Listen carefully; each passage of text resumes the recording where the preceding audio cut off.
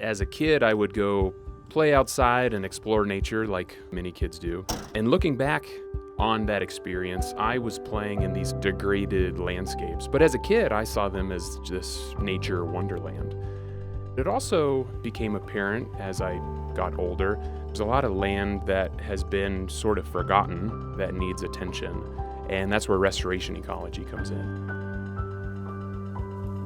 My name is David Keys, and I am a restoration ecology major in my third year. The restoration ecology major is unique in a lot of the Warner College majors because it's so wide in its scope. You look at things like water science and soil science, rangeland and forests, and even some biology and wildlife. So the major is really interesting in that we are able to educate students in the ecology of these systems and how these systems tick, how we can diagnose what's wrong with them, and then how we can fix them. This major educates students to become the doctors of our landscapes. When I first decided to come to CSU, I was pretty nervous.